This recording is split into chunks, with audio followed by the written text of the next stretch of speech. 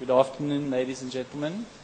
Rupert van der Merwe from Probiotic, trading as ProBio in South Africa, a licensee of SCD. I'm just going to tell you a little bit about our company. We were founded in 2009. We were based just outside Cape Town in a small university town called Stellenbosch. We have a production facility that's on a small farm, so we have a great opportunity to test some of our technology on the farm. Just show you, this is our production facility.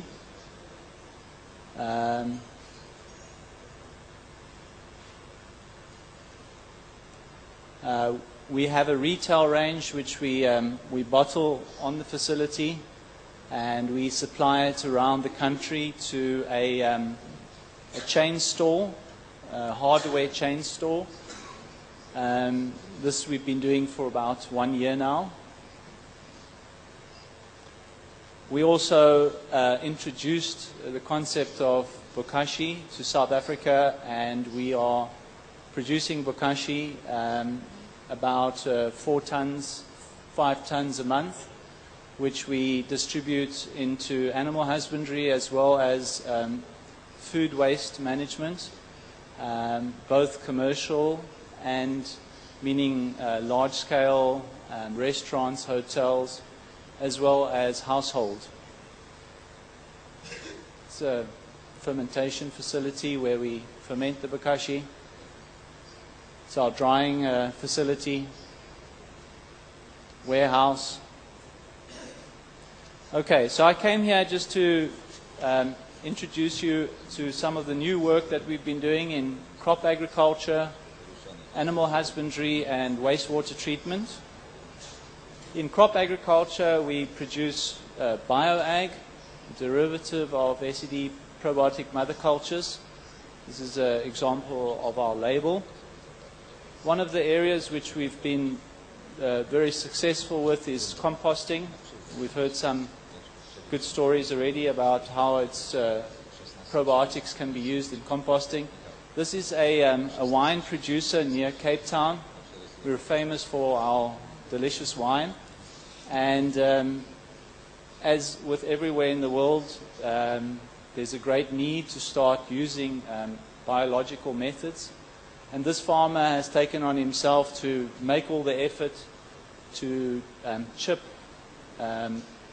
what we call alien, which are invasive species of plants or trees in this case, vegetation on his property, which is actually part of the law in South Africa. You cannot have alien vegetation on your property, so he's doing an environmental job, and from this he makes rows with it, mixes it with manures, applies probiotics, and in the Western Cape we're a Mediterranean climate, so during the winter time we have a lot of rain and it's very cold, so it's difficult to make compost, open compost.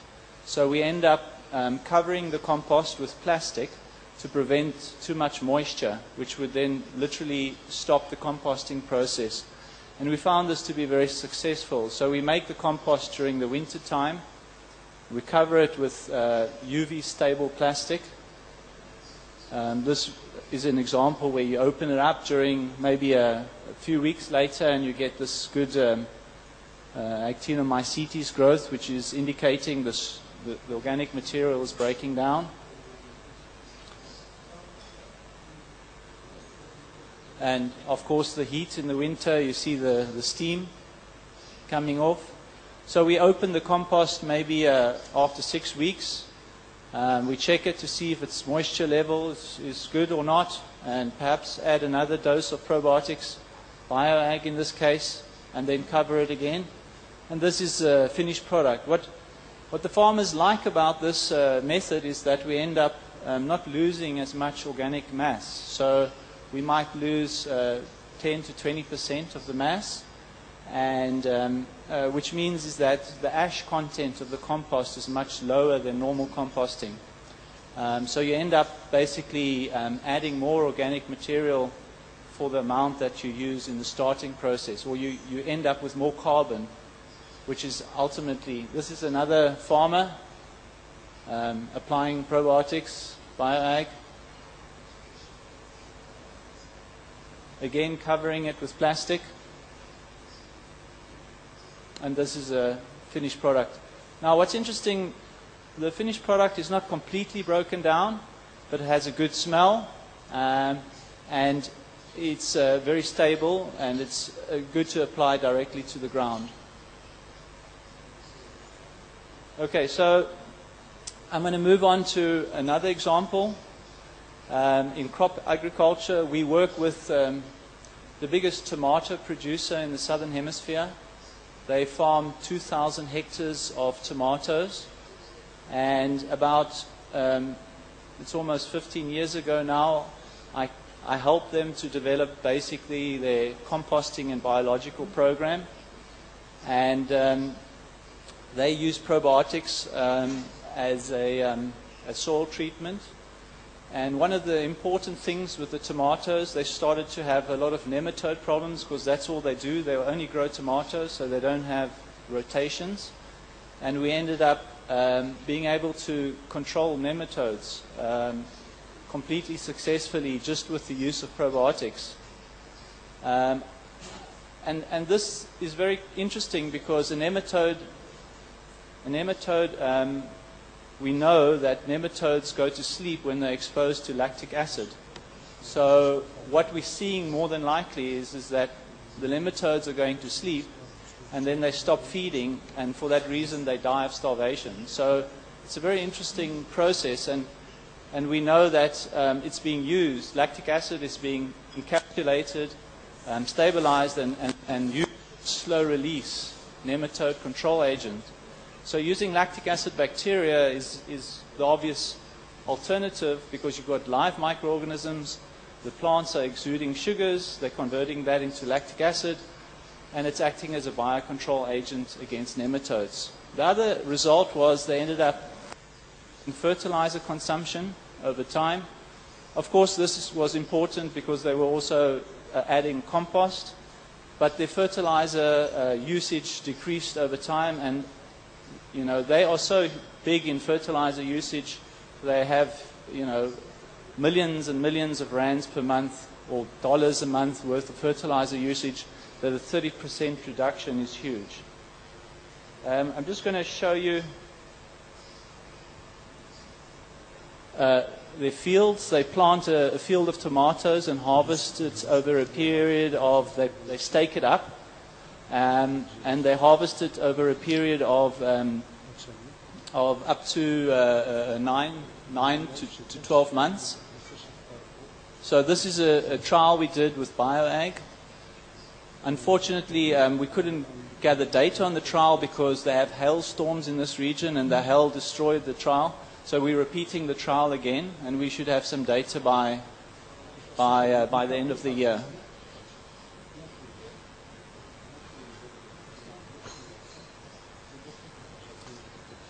Okay, so this is another example. We have an area close to Cape Town, about 2 to 3 hours by motor vehicle, where they grow potatoes on center pivots, which are big irrigated pivots. The soil is extremely poor. We're talking literally beach sand. It's got a cation exchange of 2-3. So it's very important to try and assist these farmers to reduce fertilizer usage. We've done a trial this last season. This farmer put down bioag through the irrigation system in conjunction with some humic acids, just to try and add some organic material. It was a 40 hectare pivot, which is a very big area of production for potato. And he ended up not able to actually harvest all his potatoes on the pivot. It took so long, it was almost 1.5 times longer for him to harvest, that he ended up having nematode problems because of it took too long to harvest. But despite this, his yield was up by 30% of what he could harvest. So, whoops. I just want to show you just to give you an idea of the amount of potatoes he was taking out. So he was taking out 85 tons per hectare of potatoes, where the average for him is 65 tons. And he was throwing away 9 tons. So in fact, he would have been taking out close to 95 tons of potato a hectare.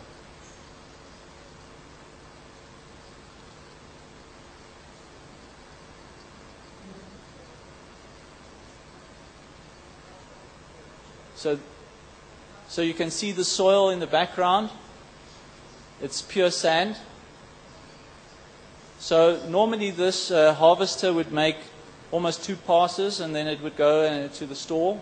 It was making a 3/4 pass and then it would have to go back to the store and deliver the potatoes and come back again.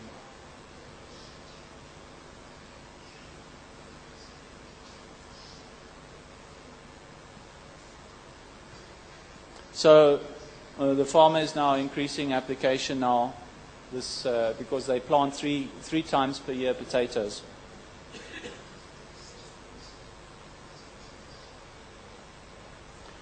Okay, a little bit about our adventures in animal husbandry.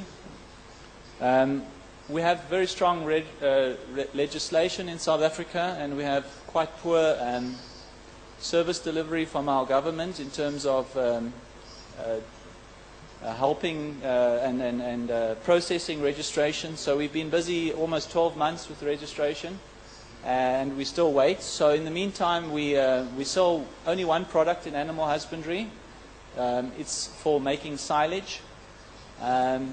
It's not really regarded as animal husbandry, it's regarded as crop husbandry, and silage doesn't have a registration. So we use silage. This is silage inoculum. We apply about 150 milliliters per ton of silage, which is a very low application, but we get very good results. That's on grasses. On maize and sorghum, we apply 75 milliliters per ton. We have a lot of contract silage producers in South Africa. These are people that drive from one farm to another with big machinery and make silage.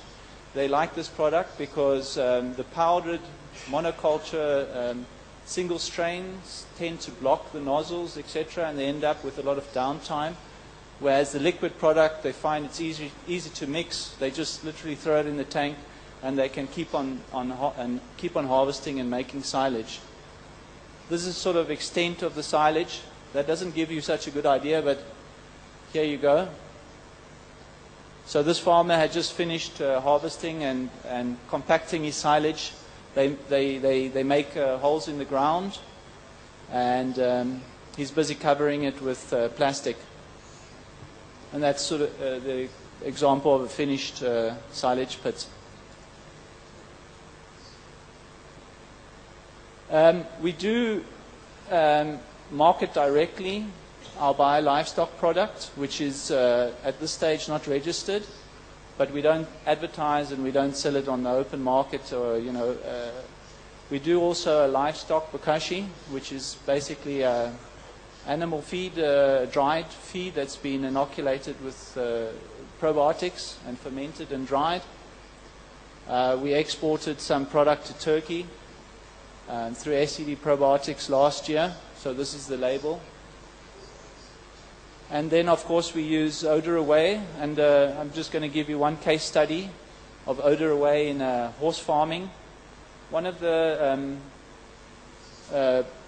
problems with horse owners is flies, and they tend to really struggle with flies, and especially in South Africa.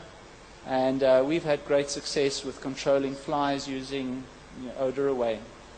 So I'll just first play the video, and I'll talk a little bit about how we believe the flies are being controlled by odor away.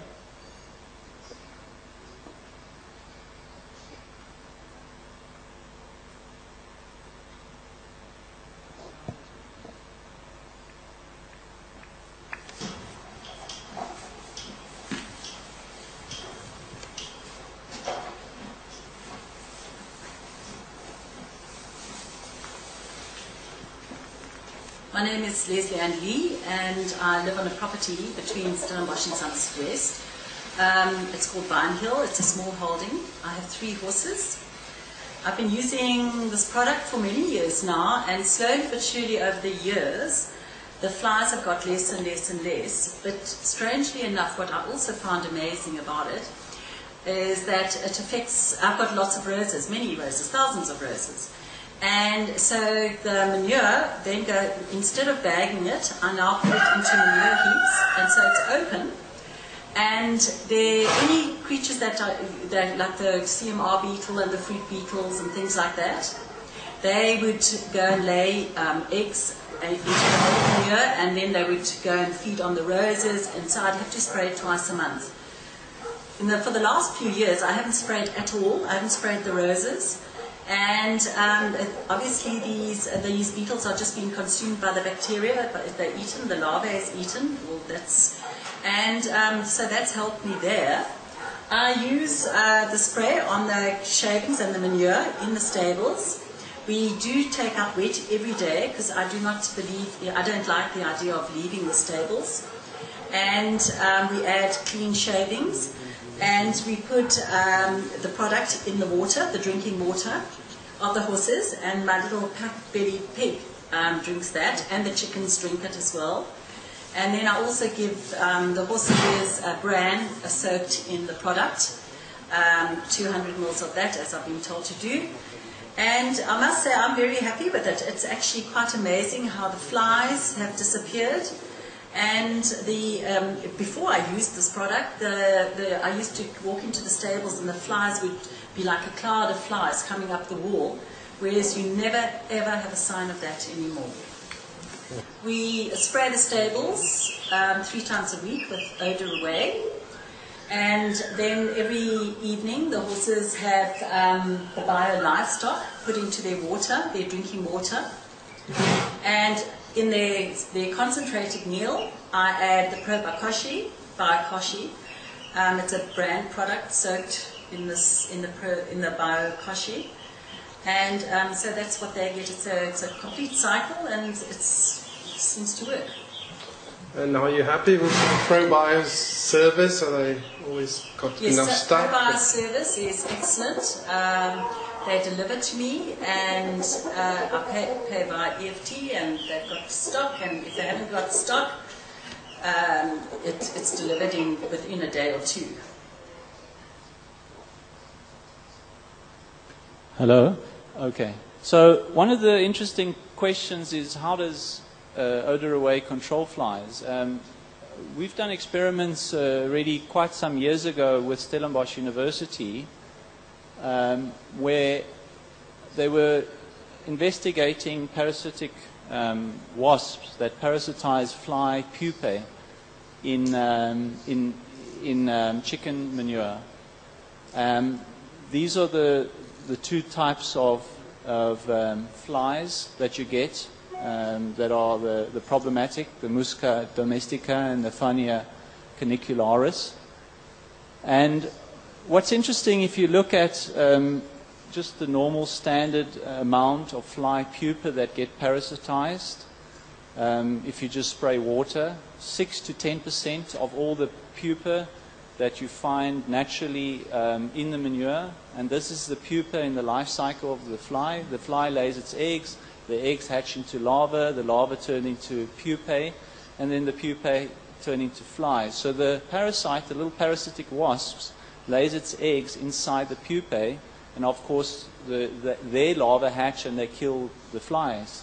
So in nature, 6 to 10%, depending on which species, are being parasitized. Interestingly, if you spray molasses, it increases. But if you apply probiotics alone, you can see in the one fly it's 85, consortia probiotics, 85%, or in the other species, 55% are being parasitized. If you add molasses, it doesn't seem to be making too much difference. So what you see is a huge increase in parasitism. So it seems that the probiotics are somehow attracting the parasites to the area where you spray them.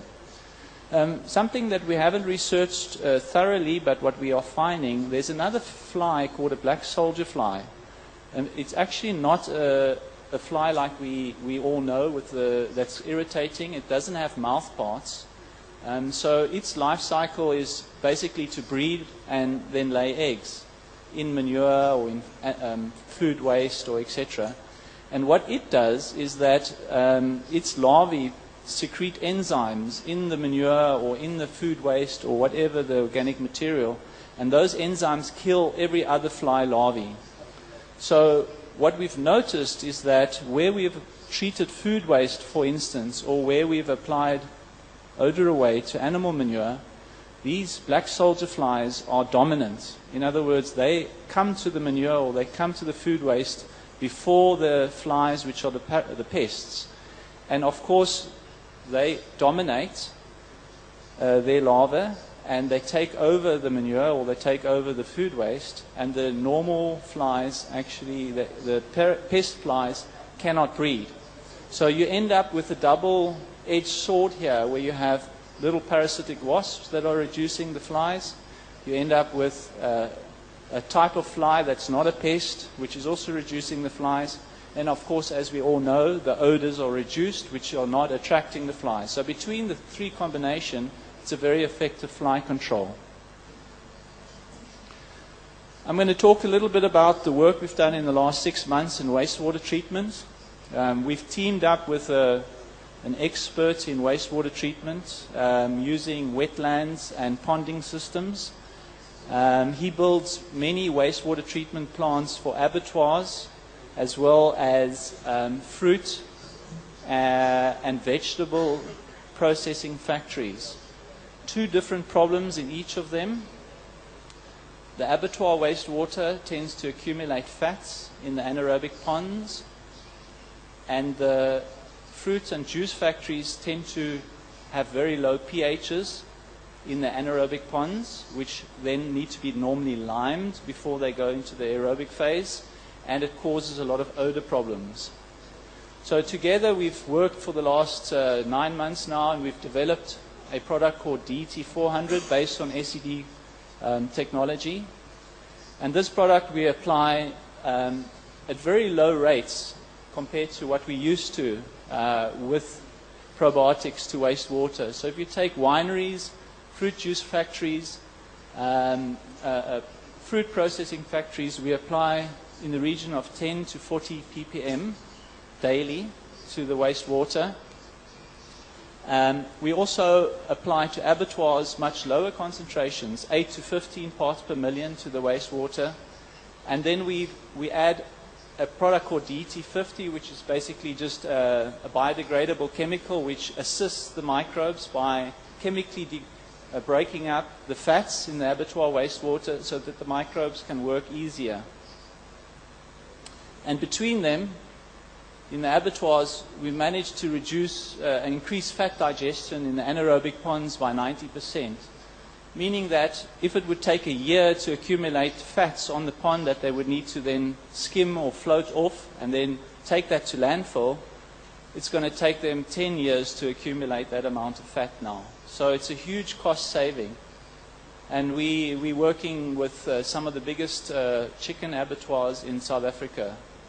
In wineries, we've had very good success this last season. We just came out of our summer season now, so they were making wine, harvesting grapes and making wine, and we're going into winter now.